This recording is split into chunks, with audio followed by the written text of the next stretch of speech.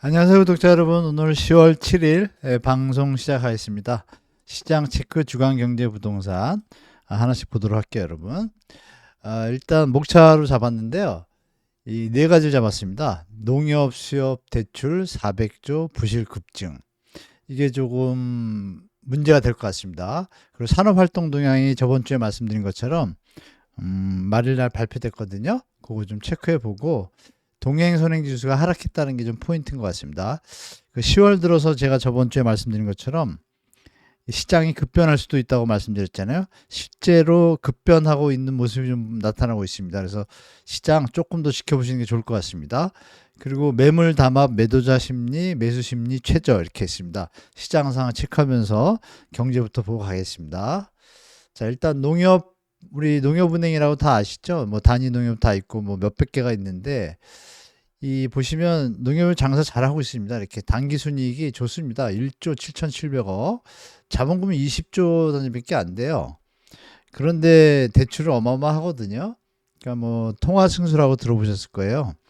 대출로 먹고 사는 게 이제 은행인데 매출액을 보면은 뭐 21조입니다. 상위 10%에 들어가는데 영업이익도 2조 정도 넘게 어마어마한 양 수익을 냈죠. 그런데 이제 농협하고 수협하고 오늘 이제 보도가 좀 나왔지만 예전에 한번 제가 다뤘었잖아요. 새마을금고도 마찬가지고 부실 여파가 이제 좀 점차 가시화되는 것 같습니다. 연체액만 뭐 15조 5천억이다, 아마 16조 가깝습니다. 이 농협, 수협, 산림조합 다 합쳐서 그 산림조 같은 경우에 140곳 중에 절반은 적자다. 이거 심각하죠. 농협은 부신 채권의 외부 매각을 추진을 많이 했어요. 했는데도 채권이 계속 늘어납니다. 이걸 이제 NPL, 부실 채권의 이제 커버리지 비율이라는 게 있는데요. 부실 채권만큼 대손충당금을 잘 쌓아야 되는데 이런 비율이 지금 하락했습니다. 100%를 기본적으로 채워야 되는데 이 부분도 약간의 뭐가 있는 것 같아요. 이 정부의 금융감독기구에서 이 부분을 약간 루즈하게 하는 게 있어서 좀 불안해 보입니다. 제가 볼 땐. 연체 증가 속도, 요점을 정리하면 연체 증가 속도가 너무 빠릅니다. 농협 단위조합 21년에 0.88%였는데 6월달 기준으로 3.81%, 거의 4배 이상 급상승했어요. 수협이나 삼림조합도 6%대고 신협도 또 포함됩니다. 신협은 좀 뭐 낮지만 도끼인 객긴이라는 말 있죠. 뭐 그런 것 같습니다. 전체 대출 잔액이 15조 8천억입니다. 연체액만. 그러면 이게 이제 대손충당금에 어떤 문제가 생길 텐데 아직은 양호하게 버티고 있습니다. 워낙 버는 게 많다 보니까요. 대손충당금을 2조를 쌓았는데 뭐 10조 쌓고 뭐 매조 이렇게 쌓아가는데 2조 또 순이익이 났어요. 대손충당금이 이제 개정해서 이익에서 빠지는데 은행들이 좀 돈을 많이 벌죠. 그러면 이제 부실채권 증가추이 한번 볼게요, 여러분. 이 4조 7천억, 5조, 이 8조 9천억, 이 상승률이 어마어마합니다. 보시면 이 44.2%가 급증을 했어요. 이 여기 이게 연체율이 이제 말씀드렸던 것처럼 4.3배 올랐는데 이게 이제 점점 늘어나면 늘어날수록 문제가 되겠죠. 물론 대손충당금을 잘 싸면 문제가 없는데 이 단위가 좀 높아지면 문제가 발생할 소지가 있습니다. 특히 단위 농협은 이미 조금 심각한 부분들이 좀 연체율이 뭐 3, 40% 되는 것도 있어요. 그래서 농협에 대해서 아마 또 감사 들어갈 수도 있다라고 보고 새마을금고도 조금 양호하긴 하지만 아직도 부실이 여전히 남아 있습니다. 농협의 결국엔 부실 채권이 증가 속도가 좀 심각하죠. 단위가 벌써 5조였습니다. 5조, 4조, 5조였었는데 2, 3년 전에 14조, 이거 어마어마하죠. 이 부분이 어떻게 될지 시장에 부담은 분명히 될 것 같습니다. 시장 상황을 또 말해주는 것도 되겠죠. 연체율이 계속 늘어나고 있다는 것도. 산업동향입니다. 이번엔 산업동향 보도해 보시면 뭐 몇 년 몇 개월 만에 뭐 소비가 올라갔다 이렇게 썼는데 그게 이제 기저효과도 있습니다. 전년 동월 대비거든요. 물론 올라갑니다. 8월달 휴가철이기 때문에 매년 올라갑니다. 안 올라간 해가 한 해 정도밖에 없습니다. 그러니까 이거를 과도하게도 포장하는 정부의 입장도 이해는 되지만 분명한 건 늘어난 건 사실이죠. 외형적으로. 다만 전년 동기 대비해서 1.7% 증가한 것이고 이 부분에서 이제 이어져야 됩니다. 이게 이어져야 되는데 이어질 가능성이 있는 점들은 우리가 지켜봐야겠죠. 그런데 여기에 뭐가 있어요, 여러분?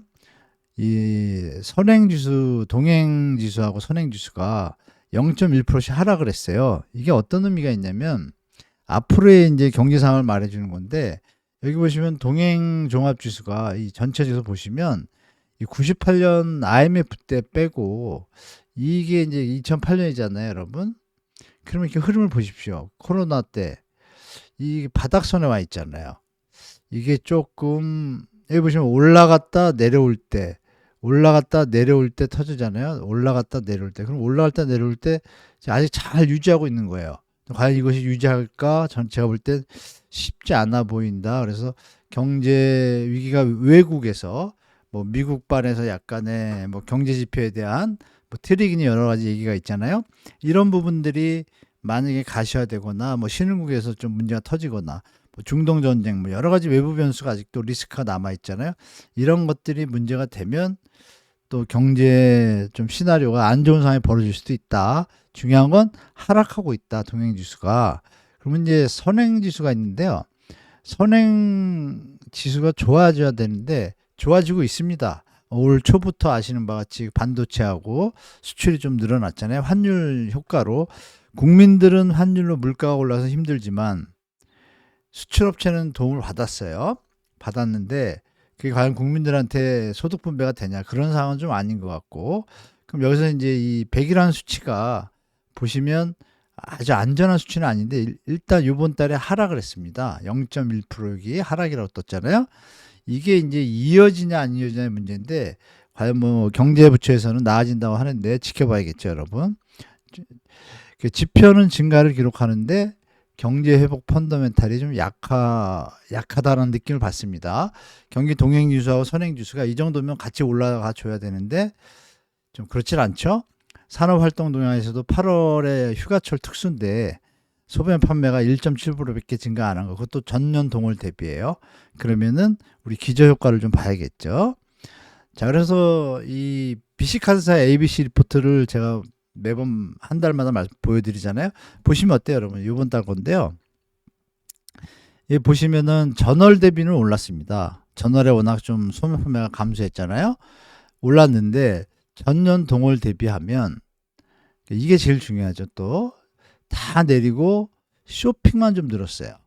당연히 8월 달이니까요. 휴가철이고 좀 소비가 좀 늘 수 있는 항목이 쇼핑이 있다는 걸로 이해할 수는 있겠죠. 거기다 뭐랄까요, 자동차가 좀 좋은 것들이 싸게 많이 나왔어요. 뭐 그런 부분도 있고. 그럼에도 불구하고 전체적으로 특히 여기 보시는 바와 같이 뭐 14% 이렇게 다운된 거, 이런 건 상당히 좀 부담되죠, 여러분. 그래서 이 소매 판매가 지금 쉽게 일어나고 있지 않다. 교육과 문화는 14% 감소, 그러면 좀 여유 있는 삶이 지금 줄어든다는 얘기잖아요. 이런 부분이 앞으로 중장기적으로 어떻게 펼쳐질지가 제가 볼 땐 그렇게 만만치는 않다라고 저는 보고 있습니다, 개인적으로. 자, 그럼 다음은 이제 시장으로 가볼게요, 여러분. 시장 보시면 이 매물이 사실 여기 써놨잖아요. 10월 1주차는 매물이 조금 감소했습니다.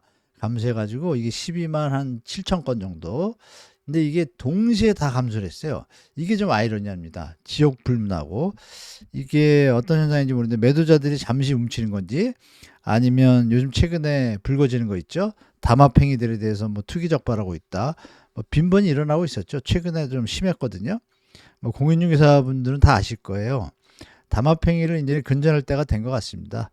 그러나 여하튼 조금 소폭 감소했음에도 불구하고 매물량은 여전히 많은 상태죠. 예전에 비하면. 그죠? 그렇게 보시면 되고, 경기도도 이제 다시 매물이, 경기도가 좀 핫했었죠. 뭐 과천이라든지 광명이라든지 이 3월부터 한 7월, 8월까지 되게 좋았습니다.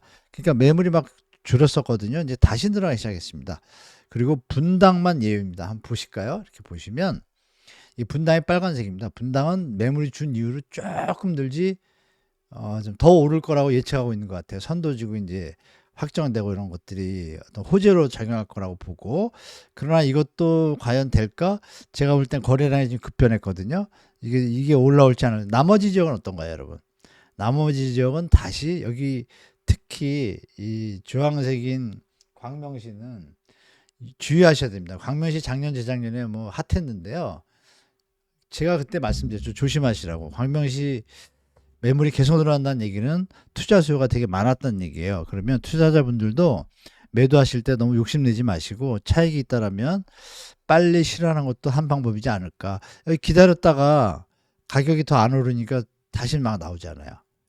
이 심리를 잘 보시면 됩니다. 경기도 수도권은 시장이 지역적으로 완전히 차별화되고 있습니다. 뭐 화성시도 지금 조금 강하게 올랐었는데 지금 이제 호가를 유지하고 있지만 제가 볼 때는 꺾일 것 같습니다. 화정시도 그렇게 보시면 되고, 그래서 김포시도 지금 다시 매물이 급증하고 있고요. 그래서 투자하신 분들은 또 매수자분들 입장에서는 조금 더 기다려봐도 되겠다 싶습니다. 다음 강남 4구인데요.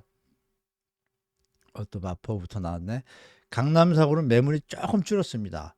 줄었고 일시적으로 미세 매물이 감소한 건지 아니면 담합 분위기인지는 확실히 모르겠어요. 아니면 매도자의 매물 거두기인지, 그러나 양은 미미합니다. 그러니까 마용성 등은 도리어 매물이 좀 증가하는데 얘 고점을 돌파하지 못했어요. 다만 여기 보시면 여기 용산구가 약간 고점 수준에 다다랐죠. 그러니까 용산구도 이제 가격 상승이 이제 스톱할 것 같습니다. 매물은 늘어나고 거래는 뚜렷 줄었거든요. 잠시 후에 거래량을 볼 텐데 깜짝 놀라실 겁니다. 보실까요?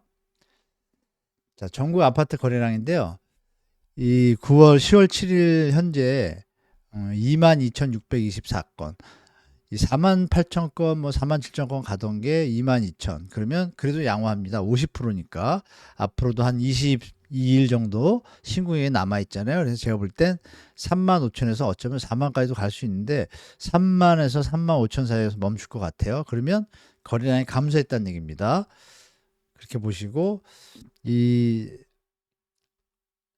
다음은 이제 이 저번에 말씀드린 것처럼 이런 요인들이 이제 작용을 하죠. 계속 이게 이제 금융감독원에서 이거를 어떻게 계속할지 모르겠는데 당분간 연말까지는 갈 것 같아요. 제가 볼 때 조금 더 내려가면 그때서야 내년 봄 분양식을 두고 다시 한번 또 대국민 뭐 서민 뭐 신생아론 이런 거 해가지고 또 들 수도 있는데 이번에는 힘이 좀 약할 것 같습니다. 이미 색깔이 민낯이 다 나타났기 때문에. 서울 아파트 거래량이 중요한데요. 보시면 정말 급감했습니다.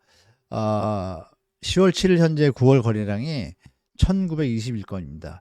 8,000건에 비하면 6,154건도 이미 20% 정도 줄었고요. 8월 거래량이, 9월 거래량은 더 줄 것 같습니다. 한 2,800에서 3,500 사이. 거기서 끝인다는 얘기는 반토막이 더 난 거죠. 이 얘기는 뭐냐면 시장이 급변한다는 얘기입니다. 그럼 이 수준이 여기 꼭지 올려놨잖아요. 이게 뭐냐면 제가 3,000건일 때를 가정한 라인입니다. 아마 요선이나 요선에서 머물 것 같아요. 그러면 시장의 분위기 이해되시죠? 완전 바닥은 아니지만 상승 분위기는 완전히 꺾였다, 이렇게 보시면 되겠습니다. 자, 전국의 전 금융권 담보 대출이 꺾인 이유의 이제 요점인데요. 8월 달에 9조 8천억이 나갔습니다. 주담대가 8.2조, 신용이 1.6조 정도 추산되는데요. 9월에 대출 발생이 전 금융권에 5조 원대로 줄었습니다. 은행권에 주담대는 정책 대출이 있잖아요. 뭐 생애지출 이런 거 해서 한 20% 감소했는데 이 농협이나 이런 데들이 감소가 훨씬 많이 했습니다. 그래서 전체 액수로는 5조 원대로 보이는데 이게 그러면 8조, 9조에 대해서 반토막 수준이잖아요. 그래서 아마 거래량도 반토막 수준에 다 머물지 않을까. 특히 서울은 반토막보다 더 낮을 수도 있다, 이렇게 보고 있습니다. 그러면 시장은 급락합니다. 반토막이라는 거 2, 3천 개인데 1년 내내 거래돼야 2만 개인데 매물이 지금 8만 개잖아요. 그리고 내년에 입주 물량이 서울에 꽤 있습니다. 분명히 시장 급변할 수도 있으니까 조금 지켜보시는 게 좋겠습니다. 특히 강남은 보면 어떨까요, 여러분? 아주 급냉입니다. 여기 보시면 그래프상에 이게 보시면 2000 이제 이때부터 했는데 20년부터 좋을 때 했는데 17년, 18년, 19년에 이게 많이 올라왔거든요. 이 정도 영골 시절에. 근데 여기서 보면 이거 높아졌죠. 확실히 올랐습니다. 요 2, 3년 사이에 정책 금리가 여기서 퍼분 바람에 이렇게 많이 거래가 일어났어요. 대환대출로 갈아타기 하신 분도 많고, 중요한 건 이제 우측의 그림이 조금 잘 보이실지 모르겠는데 보시면 어떤가요? 거래량이 지금 10월 7일인데 9월 거래량은 다 3분의 1 토막, 거의 뭐 서초구는 뭐 어마어마하죠, 여러분. 10%니까 10분의 1 토막. 현재. 그러면 2배가 늘어난다고 해도 그러니까 다 이미 꼭지를 다 넘은 거예요. 가격 부담은 다 느끼고 있고, 이 언론의 어떤 뭐 불나방처럼 부추김에 의해 가지고 따라붙은 분들이 분명히 계십니다. 물론 능력이 되신 분도 계시겠지만 생애 최초를 써가지고 저금리로 가신 분들은 그나마 다행인데, 무리하게 막 저번에 말씀드린 약사 사례 있잖아요. 그런 거는 좀 위험할 것 같습니다. 여기 3분의 1, 4분의 1, 10분의 1 토막 났죠. 깡동구도 그나마 조금 강남 3구에 비해서 가격이 조금 낮는 이유로 좀 붙었다가 이번 달 들어서 확 꺾입니다. 9월 달에 91건입니다. 좋았다가요. 그러면 이 전체적으로 송파구는 그나마 묘하게 106건 유지되는데, 중요한 건 10월입니다, 여러분. 이제 다음 주에 거래량을 볼 텐데 그게 되게 중요합니다. 10월 15일 정도 되겠죠? 7일 더하면 그때 이 수치들이 안 받쳐주면 10월 시장은 완전히 급변한다라고 보면 되고, 어떤 일이 벌어질지는 저나 여러분이나 모르지만 분명한 것은 이 거품이 꼈던 가격이 다시 조정 시기가 온다라고 보시면 되겠습니다. 자, 마용성 양천구도 마찬가지입니다. 이 우측에 보시면 급할 꺾였죠. 여기도 보시면 264건, 뭐 100건 뭐 이렇게 돼 있잖아요. 보시면 73건, 17건 급감하죠. 양천구도 이 목동 신시가지에 재건축 붐이 있지만 그럼에도 불구하고 131이면 한 250건에서 멈출 것 같아요. 30-40% 주는 거죠. 중요한 건 매물이 그렇게 줄질 않았어요. 그러면 10월이 중요한데요. 빵빵 11입니다. 물론 이제 첫 주니까 다음 주가 중요할 것 같아요, 여러분. 그죠? 다음 주에도 시장을 외면한다, 소비자들이. 그러면 이 거품의 어떤 뭐 가짜 신고가부터 해서 여러 가지들이 요인들이 가세한 시장이 조정을 받을 수밖에 없다고 저는 보고 있습니다. 자, 그럼 매수 우위 지수에 마지막으로 여러분 보시면 어때요? 여기 서울이 48.6으로 또 내려왔습니다. 6주 연속 심리가 내려오고 있죠. 급락하고 있습니다. 중요한 건 이 정도 돼야 하락이거든요. 하락. 이쪽도 하락 분위기예요. 분위기인데 보시면 2023년도 여기 보시면 여기 2022년도 이렇게 보면 이때 10, 20 정도 하잖아요. 이 수치가 30대 이하로 내려오면 하락하기 시작합니다. 자, 그러면 이 48까지 내려오는데 72에서 48까지 내려오는데 6주 걸렸어요. 그럼 이게 과연 어떻게 될지, 내년 봄에 이게 또 살아날지, 제가 볼 때 요번엔 좀 다른 것 같습니다. 그러니까 서울 48.6인데 내용을 들어보면 이렇습니다. 매수자 많다고 대답한 공인중개사분이 3.9%, 매도자가 많다고 한 분이 55%, 반 이상이 다 매도자가 많은 거예요. 사는 사람보다. 비슷하다가 40.7%, 그나마 좀 유지되고 있는데 이 수치가 30대로 내려가기 시작하면 시장은 급변하는 모드로 들어갑니다. 중요한 건 둔촌주공의 입주와 내년에 입주하는 서울 물량이 꽤 있다고 그랬잖아요. 이게 과연 시장 판도를 어떻게 바꿀지. 중요한 변수가 또 하나 있죠. 금리를 인하하는데 하는 총재의 어떤 스탠스가 금리 인하에 대해서 상당히 강경한 입장을 좀 취하고 있죠. 구조조정을 먼저 해라 하면 뭐 하는 방향, 이것도 완벽하게 얘기를 안 하고 있습니다. 뜸을 들이고 있는데 정부에서는 이제 압박을 넣고 있죠. 자영업자나 건설업자분들을 위해서 낮추라고. 그런데 이 부분이 이제 딜레마가 되는 거죠. 분명히 낮추기는 낮출 거예요. 근데 0.5는 못 낮출 것 같고 0.2와 한번 정 안 되면 낮출 텐데 정부한테 이창호 총재가 요구하고 있는 것 같아요. 제 느낌이 계속 구조조정에 대해서 확실하겠다는 것들을 최상목 부총리한테 어필한 것 같아요. 최근에 한국은행 총재 최초로 기재부를 찾아갔습니다. 그게 뭐 놀러 간 것도 아니고요. 가가지고 뭐 여러 명 모여가지고 얘기를 했다는데 그럼 심도 있는 얘기도 했겠죠. 그러면 뭐 강력한 요구를 하러 가거나 역으로 정부가 뭐 이창용 총재를 달래기 위해서 금리를 낮추기를 바라잖아요. 근데 그게 부동산에 거품을 더 또 상승시키고 이러면 시장이 정말 이상한 시장이 될 것 같으니까 정부도 지금 고민에 빠진 것 같습니다. 구조조정은 마무리가 안 됐고 농협이나 수협 이런 데 신협 뭐 새마을금고 PF 문제가 자꾸 부실채권과 연결되는 기사들이 나오기 시작하고 경제 펀더멘탈은 완전하게 회복하는 모습이 잘 안 나타나고 이런 것들이 좀 총체적인 어떤 약간의 좀 펀더멘탈이 좀 약세를 띠고 있다. 이 부분을 우리가 좀 주의해서 봐야 될 것 같습니다. 그래서 시장 여기서 더 올라갈 일은 없다. 현재부터 한 1, 2년 동안은 뭐 작업해서 또 올릴 수는 있겠죠. 뭐 그건 뭐 일도 아니니까. 근데 자연적으로 그냥 놔두면 이건 무조건 제가 말씀드렸던 대로 이미 서울 8개구는 지금 고점을 찍은 데가 꽤 있는데 다 20, 30% 조정 가능하다고 보고 나머지 15개구는 이미 조정받은 상태에서 거래들이 되고 있습니다. 그래서 제가 볼 때 우리 구독자분들 중에 집을 마련하신 분들 중에 꼭 집을 마련하고 싶다 그러면은 제가 볼 때 3기 신도시 분양하고 또 강남 일대하고 또 강북 일대도 이제 분양이 있는데 강남은 이제 분양가 상한제가 적용되다 보니까 약간의 기회가 좀 존재합니다. 시세 대비. 그리고 신축이니까 분양가가 좀 저렴할 때는 강남에는 공격적으로 분양 받으셔야 되고 그리고 강북 같은 경우에는 분양가 요새 고민하고 있을 겁니다 아마. 근데 과감하게 던졌다가 최근에 어느 지역인데 미분양이 아니라 이제 부적격자가 많이 나왔죠. 또 뭐 로또 줍줍이라고 기사 나올 텐데 이 가격들이 과연 입주할 때가 문제입니다, 여러분. 마지막 얘기는 2009년도 부동산 활성화 대책을 썼을 때요. 2011년, 12년도 아시죠? 부동산 엄청 힘들었거든요. 그때 마이너스 P인 현장이 서울도 한 20, 30%, 수도권은 3, 40%였습니다. 그러니까 이 부분이 과연 요번에도 그런 일이 벌어질지 어떨지는 저도 100% 확신은 못하지만 분명히 현재 주택가격이나 분양가격은 좀 부담되는 수준인 건 분명히 맞다. 좀 높다. 분양가 자율화해서 집값이 안 오른 적이 있나요? 스스로 알아서 낮추는 경우가 없습니다.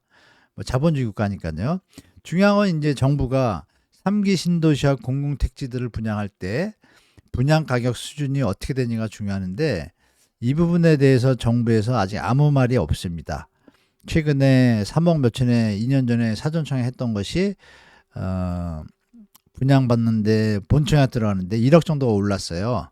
올랐는데 우리 구독자분도 좀 고민스러워서 전화 주셨는데 제가 웬만하면 그냥 받으시는 게 낫겠다고 말씀드렸습니다. 건축비 올라간 거 좀 인정해 주고 그래도 건축비가 100원 올랐으면 100원만 올려야 되는데 가만히 보니까 이 정부 LH도 100원 올렸는데 슬쩍 200원, 300원 올리는 분위기가 좀 보입니다. 공공기관이 그러면 안 되겠죠. 여하튼 이번 주 시장 상황 말씀드렸고요. 경제 상황도 보시는 바와 같이 쉽게 지금 회복되지 못하고 있고 연체율은 늘어나고 있고 여러 가지 좀 리스크들이 완전히 해소되지 않았습니다. 시장은 누누이 말씀 올리지만 보수적으로 대처하는 기간이 분명히 맞습니다. 내년 상반기까지는 저번에 그런 얘기 드렸죠. 가을 이후에 좀 조정이 올 텐데 그때 급하신 분들은 내 집 마련을 잘 선택하시고 조금 부담이 되는 가격이라 판단되는 분들은 충분히 기다려도 될 것 같다는 말씀을 여러 번 드렸어요. 정부가 인위적으로 너무 올려놨기 때문에 그거 체크하시고 다음 주가 중요하다고 제가 말씀드렸잖아요. 다음 주에 매수 심리나 거래량이나 거래 가격 분위기 체크해가지고 여러분과 같이 말씀 나누고 다음 주에는 그 지방 광역시도 한번 다 같이 체크해 두도록 하겠습니다. 자, 이번 한 주도 행복하시고요. 화이팅 하시고 또 긍정적인 뭐 한 주 되시고 다음 영상 때 찾아뵙겠습니다. 참 그리고 전세에 대한 그 추가 건요 오디오가 너무 좋지 않다고 말씀하셔가지고 다시 찍어가지고 요번 주 중에 주말이나 주중에 올리도록 하겠습니다. 똑같은 내용인데 오디오가 너무 안 좋아가지고 이 점 양해 부탁드리겠습니다. 자, 감사합니다.